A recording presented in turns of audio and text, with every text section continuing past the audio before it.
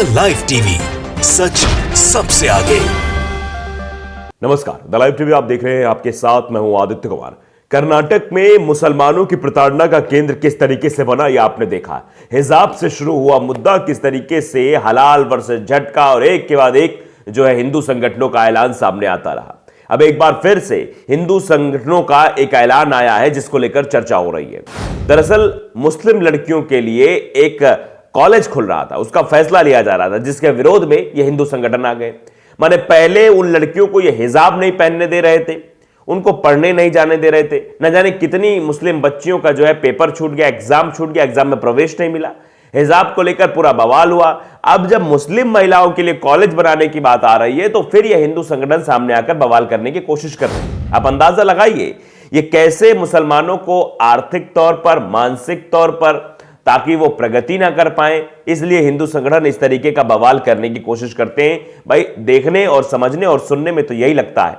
हम आपको खबर पूरी बताते हैं। ललन पोस्ट ने खबर डाली है, कर्नाटक मुस्लिम महिलाओं के लिए कॉलेज बनाने के फैसले के विरोध में आए हिंदू संगठन, यानी हिंदू संगठनों ने विरोध करना शुरू कर दिया।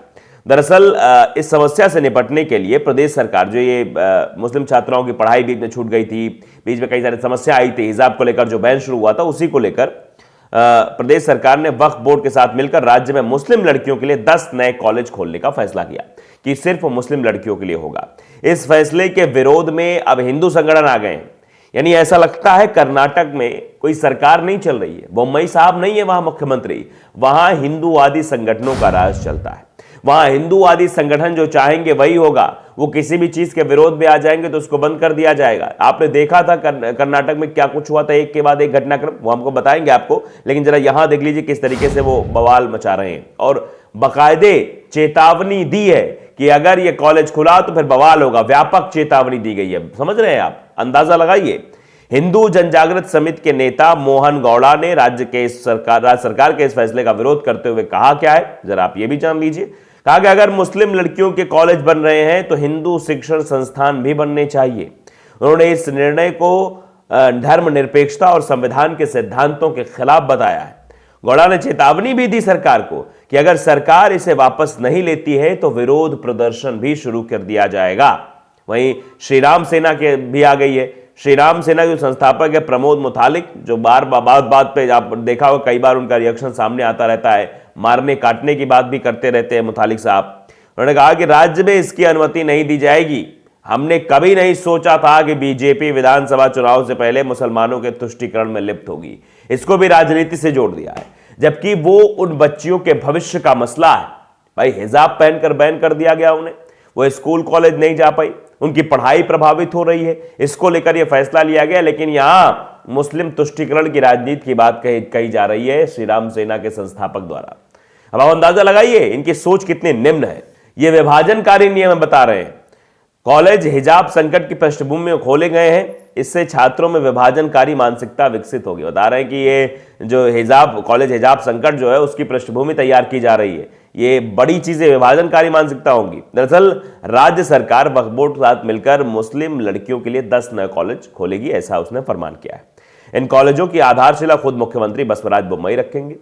कॉलेजों के लिए 2.5 करोड़ मतलब 2 करोड़ 50 लाख रुपए का अनुदान भी दिया जा चुका है।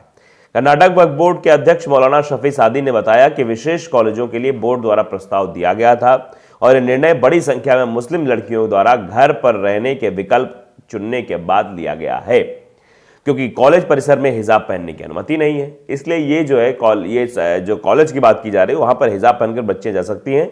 ये पहले से वक्फ बोर्ड की तरफ से एक चिट्ठी है, एक फरमान जो है भेजा गया था मुख्यमंत्री साहब के पास, तो मुख्यमंत्री ने वहां इस बात को जो है ओके कर दिया है।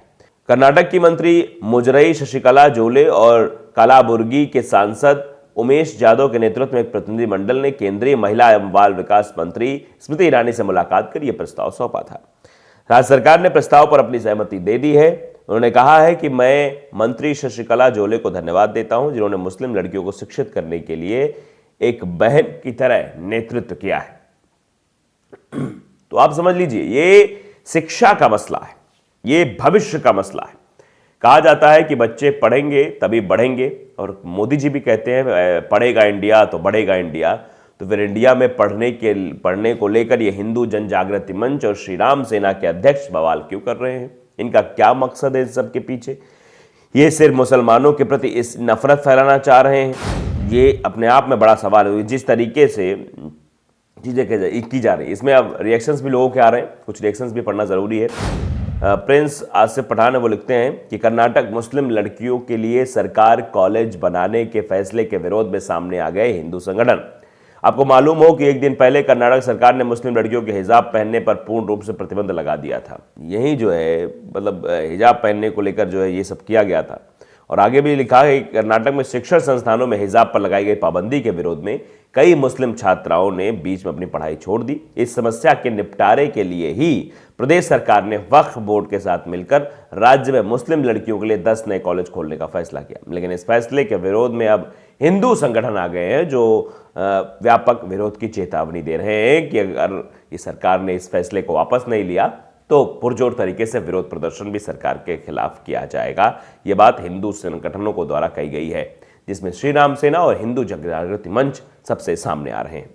इस हुसैन ने भी लिखा कि मुस्लिम लड़कियों के लिए कॉलेज बनाने के फैसले के विरोध में आए हिंदू संगठन। सीधी बात है, ऐसे असामाजिक संगठनों को शिक्षा से कोई मतलब ही नहीं होता है।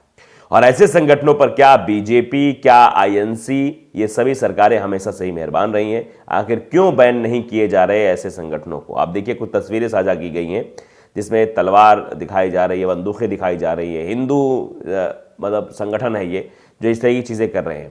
तो पढ़ाई इंपॉर्टेंट है, शिक्षा इंपॉर्टेंट है या हाथों में हथियार इंपॉर्टेंट है? ये बात कहने की कोशिश की जा रही लोगों के द्वारा कि भाई पढ़ने से तो पढ़ेगा इंडिया, तो बढ़ेगा इंडिया, लेकिन अगर हथियार उठाएगा तो लड़ेगा इंडिया।